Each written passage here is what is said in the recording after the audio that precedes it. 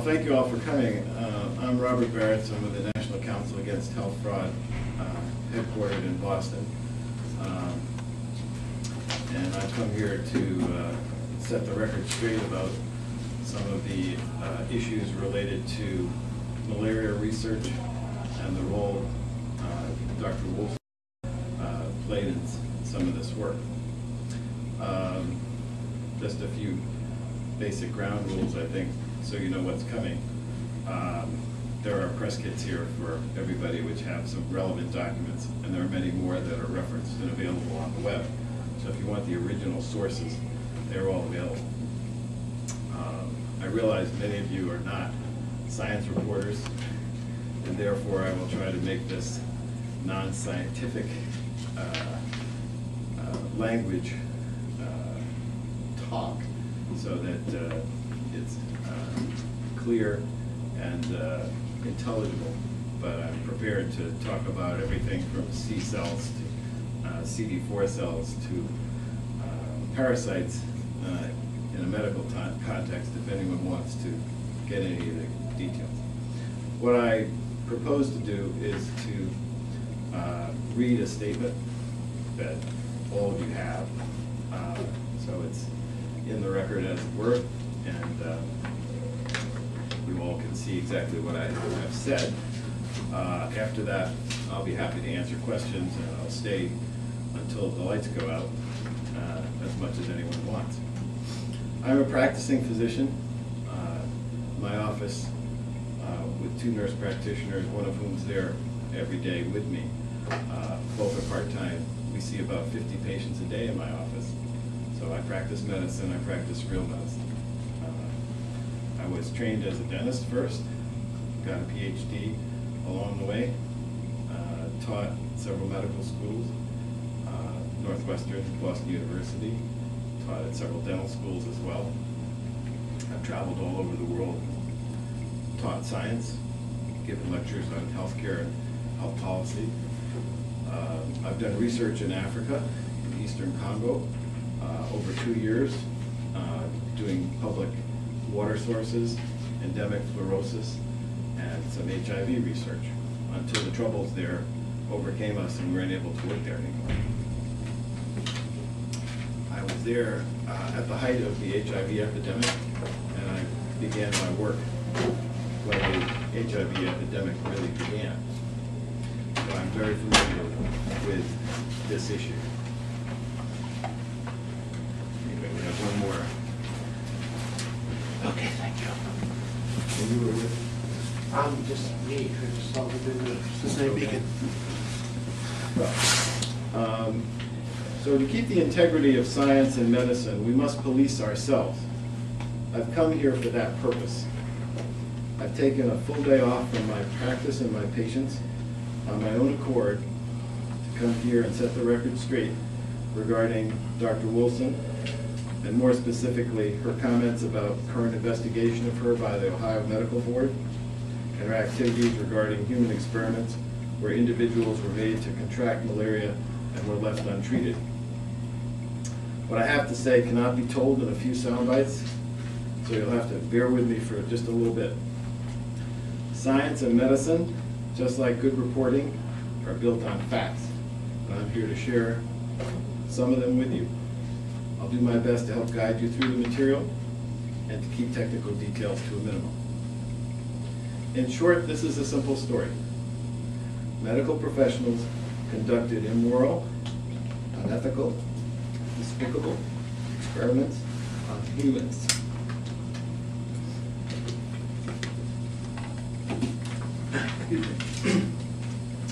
By not treating their HIV infections, and further compromise their lives by either injecting them with the blood of others, which contained malaria parasites and perhaps other pathogens, or allowed them to contract malaria from mosquitoes. Malaria is no picnic, and I've seen it in the flesh in Africa, where there were no drugs to treat it. There are many strains, some more virulent than others. With natural infection, more than one strain can occur. It's a dangerous disease which kills millions of people worldwide every year, in particular children. It comes with recurring high fevers in the range of 104, 105 degrees or higher, enough to fry your brain. Liver, spleen, and kidney damage, and a host of complications. It is not a benign disease. When you have malaria, you are very sick. These HIV-infected individuals in a variety of countries, in particular, we're now talking about African studies, were allowed to have a minimum of 10 cycles of these recurrent fevers. Most had about 20, over several weeks to a month before they were offered any treatment for this contracted malaria that was given to them or they acquired but was left untreated. Most had bed-shaking rigors. Rigors are just severe shakes. If you've ever seen it, it's very memorable. HIV infection depletes your body of its ability to fight off parasites, and malaria is a parasite. It lives chiefly inside your red blood cells, your liver, and many other organs. Thus, the HIV-infected individuals in these experiments got sicker than those without HIV might have when they get malaria. And predictably, their HIV infections worsened. Some later died. These experiments were either conceived by, conducted by, devised by, supervised by, funded by, or otherwise managed by the Heimlich Institute here in Cincinnati. Filings with the IRS, state filings, 990 forms, show that the Heimlich Institute has been part of the Deaconess Association since 1998. Before that, it was a somewhat autonomous institute that was at Xavier for a while. It was nowhere for a while, and before that, it was at the Jewish Hospital. Dr. Wulsin, per her own admission, evaluated the literature, reviewed data, and even euphemistically renamed the malaria treatments immunotherapy as a marketing strategy. Dr. Wulsin, per her own admission, was aware of who was funding this work and where it was being conducted. Instead of reporting the individuals involved to regulatory and other authorities, she kept the matter quiet. Took their money, wrote a report that on its face did not condemn this work, and suggested that the Heimlich Institute continue this work into the future. Rather than be contrite or come to terms with what had happened, when it became clear her role would be exposed, she generated an extra added executive summary to a report attempting to put positive spin on her role in this matter. In 2006, I wrote the Ohio Medical Board and asked them to investigate all of this. Their investigation is still active. Let me anticipate a few of your questions about why I'm here today. Basically, I'm here to rebut statements such as, the board has taken no action because the charges are false. In other words, what Dr. Wulsin seems to be saying is the issues for investigation are without merit. I profoundly disagree.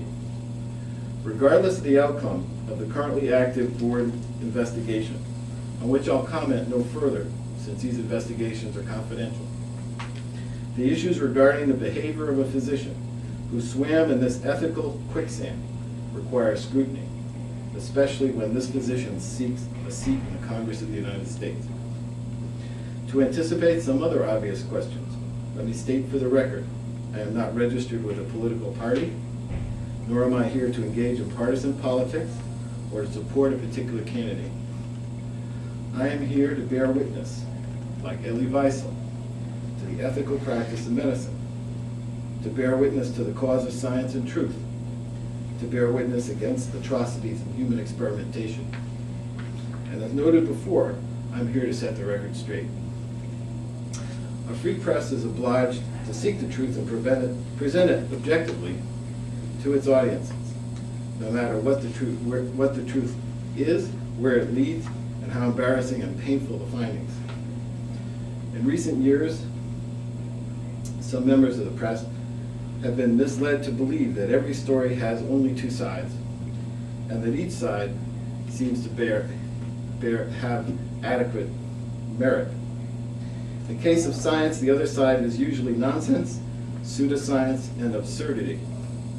None of these is the equal of science, nor should they be awarded equal stature. To claim without objective data or a testable hypothesis that injecting malaria into living humans is ethical or will lead to meaningful discoveries is pseudoscientific nonsense. It cannot be defended with cute statements that the advocate of such maniacal meanderings is a maverick, a genius, or was proven right before. Mavericks have been known to run off cliffs, and even twice Nobel laureate Linus Pauling was dreadfully wrong with his many pronouncements and advocacy for the beneficial effects of megadoses of vitamin C, which you have now learned can be quite harmful. Science has strict rules, and they are precedent, evidence, and logic. We start from concepts that have been deduced from nature and extend our knowledge of them with thoughtful and well-designed proofs that we call experiments. Our work is open for all to see and criticize.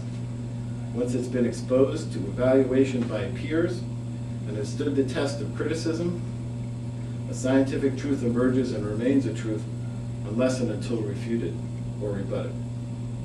Scientific arguments are won with data, facts, evidence, sound experiments, and convincing logic.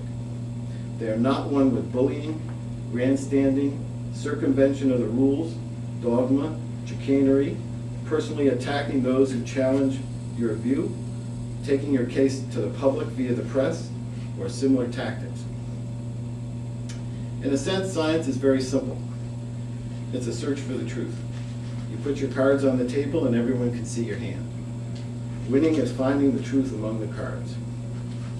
We all win by finding the truth no matter who found it, when it was found, or who found it first. We all lose when the truth is not the object of the research. It's quackery that rides on magical wings that promise simple cures for complex illnesses such as HIV, Lyme, and cancer in its many forms and iterations.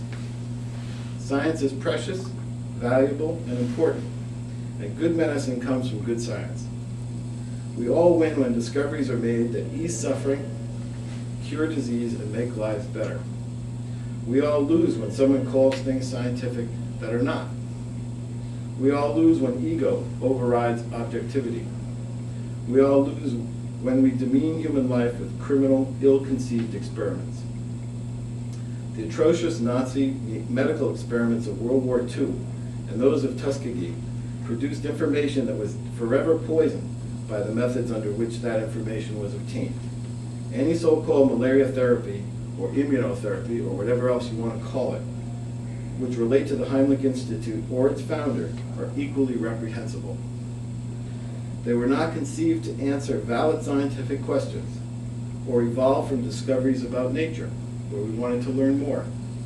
Instead, they were begun with a dogmatic conclusion. Their promoters then tried to muster any evidence, however flimsy and poorly drawn, which supports those conclusions. This is not the stuff of science. It is for this reason I'm here to condemn it and to speak out against those who would thrust their wills upon desperate and innocent victims of cancer, Lyme disease, and now HIV infection to try to validate their invalid ideas, methods, and pronouncements. I equally include their collaborators, apologists, spokespersons, those who seek to profit from the misery of others for their own gain, those who covered their eyes to all of this, and those who deluded themselves into thinking they were anything less than monsters. Pardon me.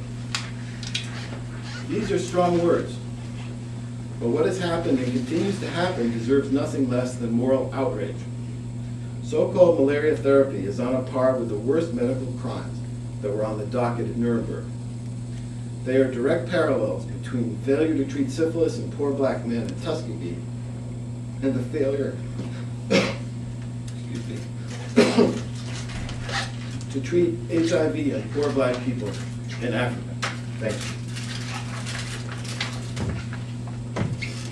you. malaria injections are inappropriate in both settings.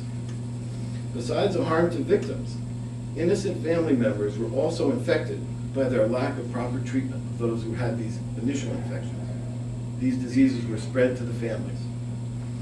Dr. Wulsin has said that she got involved with the Heimlich Institute more than 10 years after the New York Times and the Cincinnati Enquirer exposed this whole mess. Subsequent major press investigations and stories in the Los Angeles Times, major national and local magazines, television, including a recent 2020 report, and other publications are readily available. As early as 1993, the Centers for Disease Control, a place where Dr. Wulsin worked, resoundingly condemned the malaria experiments. Instead of stopping them, they were moved from this country to Mexico, to cross-border, to Panama, and then to China, and now to Africa. In 1999 to 2000, the FDA ordered these studies halted as it shut down a rogue institutional review board that supposedly oversaw this work. And that institutional review board was here in Ohio, centered in Bluffton. Even Robert Kraft, the spokesperson for the Heimlich Institute, said that all such work stopped about 1996.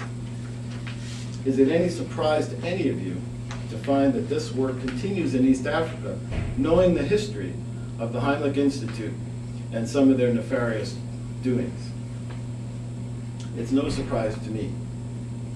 I'm stunned that a doctor trained in public health, such as Dr. Wulsin, would cover and obfuscate any such activity. First, there were statements that this was only a literature review. But what about the raw data analyzed in the Wulsin report that ultimately was released to the press, showing that humans were used as guinea pigs? Second, there are conflicting dates of when her consultancy allegedly occurred. The Cincinnati Business Courier reported on 1/21/05 that Dr. Wulsin had worked from February to May of 2004 at the Heimlich Institute. Her own statement suggests that it was September, October, November, and December. She can't seem to get her story straight depending upon which reporter she talks to, but I'll take the earlier dates because I believe they are accurate. It doesn't jive with Dr. Wulsin's report in December of 2004 and her statements of when she was first generating her draft. If she worked in February to May, how could she have written a report in December after she was supposedly fired earlier that year? Third, she claimed she was fired after her report failed to promote the malaria experiments. Reading the report, which is a copy of which is in your packets, shows a completely different conclusion. The report is hardly negative. A basic read shows it renames Malariotherapy immunotherapy and outlines a program to make it a cornerstone of the future of the Heimlich Institute. It's hardly what one would call critical. And I say that as a reviewer for medical journals, someone who's written scientific papers, and someone who has spent years learning how to do research and critical analysis. Fourth, despite a claim of 200 references that were examined, the report only has 54, and all are without volume or page numbers, making it impossible for another person to corroborate the information. The report is not rigorous, and it ignores simple, obvious, and important information about co-infection between both malaria and HIV. And it's been the consensus and the findings of those who researched these two diseases, particularly when they are together, that having both together makes both of them worse. And it would be obvious to even a layperson who understood what these diseases are all about. Fifth, in some press reports, it was claimed that the place of the studies and the identity of the, quote, American sponsor of the East African experiments was unknown. However, in another report published in the Cincinnati Beacon, and national media, it was stated that such information was known but wouldn't be disclosed to the reporter. Finally, in the most recent report that was in the National Review, the actual sites where some of these experiments were going on was revealed. We've also learned that it wasn't just 8 subjects, but it was up to 42 subjects that were involved in these studies, based on Dr. Heimlich's own statements about this. Sixth, it was claimed that the East African data just merely appeared at the doorstep of the Heimlich Institute, as if they came in a brown envelope in the dead of night, and that the Institute had nothing to do with the experiments. They were merely being shared from a source that, well, was very murky and mysterious. This flies in the face of several years of prior press statements by Henry Heimlich, in which he stated that he had met with multiple doctors from East Africa to arrange such experiments. There are even more inconsistencies in the statements of the Heimlich Institute personnel with regard to the East African experiments, as indeed there are with the statements of Dr. Wulsin, who clearly knows more than she has revealed. Seventh, the annual public tax returns of the Heimlich Institute and the Deaconess Associations, and they file separate returns, seem to show money moving back and forth and line items for HIV and malaria-related work. Were any of these funds going to East Africa? Were any of these funds used to pay Dr. Wulsin? If not, where did the money go? The Deaconess Institutions, home of the Heimlich Institute, receives federal money and must comply with requirements for human research. A full investigation of what is going on at the Heimlich Institute is warranted by you, the press. Eighth, it is perplexing that Dr. Wulsin did not immediately report the Heimlich Institute to the Office of the Inspector General of the Department of Health and Human Services and the Office of Human Research Protection when she knew what was going on there. Was it not that obvious what was going on?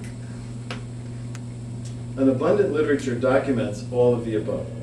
Copies of original documents can be found online, and I've given you the websites, and I won't read them here, but www.surcare.org has the bulk of them. The National Council Against Health Fraud is a consumer protection group which promotes reliable health information. It has been doing so for more than 30 years. And the National Council Against Health Fraud began exposing the Malariotherapy work in 1994, long before I was even a member. I'm simply carrying out that work and carrying it on. The then president, the late John Renner, in reflection on the Malariotherapy, said in the New York Times article, which is a major report on this, which you have a copy of, with regard to Henry Heimlich, the head of the Heimlich Institute, he is risking people's lives, and he is trading on the life-saving aura of his name to get people to help him. After this, he won't go down in history for the Heimlich maneuver. He'll go down in history as a bizarre, mad scientist, unquote. Was Dr. Wulsin unaware of the wealth of stories detailing the sordid facts about the Malariotherapy experiments in major, respected media? Somehow, these are missing from her report. Health fraud is the promotion of the unproven, without disclaimer, and usually for profit. For more than 25 years, I've personally denounced health fraud in many guises, and today is no exception. I do this not for personal gain, since my role in the National Council Against Health Fraud is that of an unpaid volunteer. Our bylaws so state. In doing so, I help protect the lives of those who may be misled and victimized by those who take advantage of their positions as healers and fail to follow the basic precept in healthcare to do no harm. Thank you, and I would be happy to take any questions you have. Well, an obvious question would be the timing of this, why you're here today, 6 days before the election. You said there was no political, you have no political axe to grind, but if she was not running for Congress, would you be here today? Well, she made statements recently, very recently, that the investigation by the board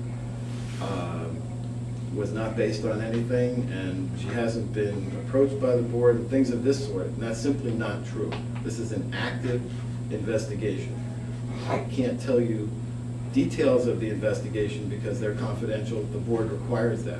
I can tell you that I've been contacted by investigators on multiple occasions, have provided them with documents, and this is an ongoing investigation. And when she says there's no truth to this, I strongly disagree, and that's why I'm here.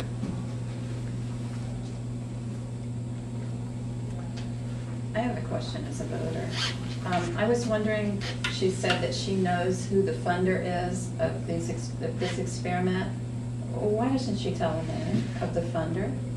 I think you have to ask her. She won't answer. I had to ask her. Dr. Baratz, oh, I'm sorry. I can't see why it would not be something that could be revealed. I think it's important to reveal that information. And even after 2 years of holding this up to the light and saying to her, you know, let's tell the truth about all this and get it out in the open and stop this stuff, because it's really still going on. It's going on under the table across the world. She has not done that. And I think an ethical doctor, someone in my profession who knew that, could say that and stop this stuff. People are being harmed by this. That's why I'm here. So you're saying that a graduate of Harvard University doesn't know enough to put the page number or the chapter number on her report footnotes? Well, you look at the facts as we see them, and that's what this report has. It's labeled draft, but nevertheless, I think most scientists that I know, when they put down references, put down the complete reference, because why do it twice? I learned that in high school. Dr. Baratz, I'm Justin Jeffrey with the Cincinnati Beacon. Last Sunday's Enquirer published an endorsement of Dr. Wulsin, which included the following: Steve Black's campaign also has been marred by a level of mudslinging at Wulsin and the steady stream of campaign flyers sent to registered Democrats in the district. One occasion concerns Wulsin's one-time work reviewing malaria therapy for AIDS experiments for the Heimlich Institute.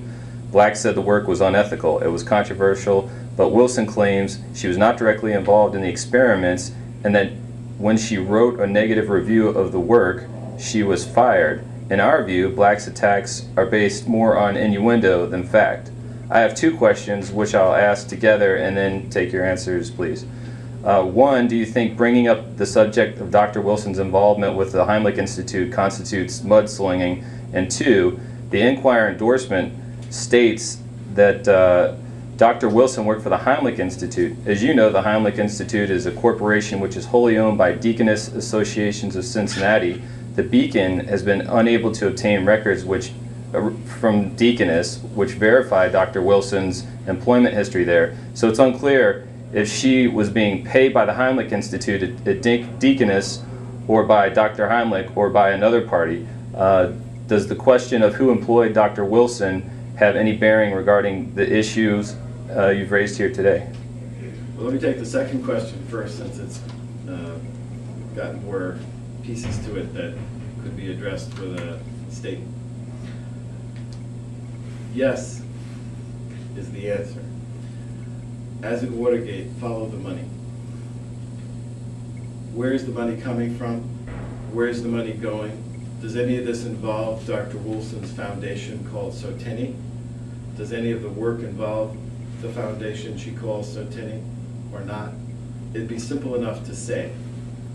If she worked for the Heimlich Institute for 4 months, as has been reported, it's simple enough to say, I was paid by them, and here's my W-2 or here's my 1090. She can redact the amount, but she can say, I was paid.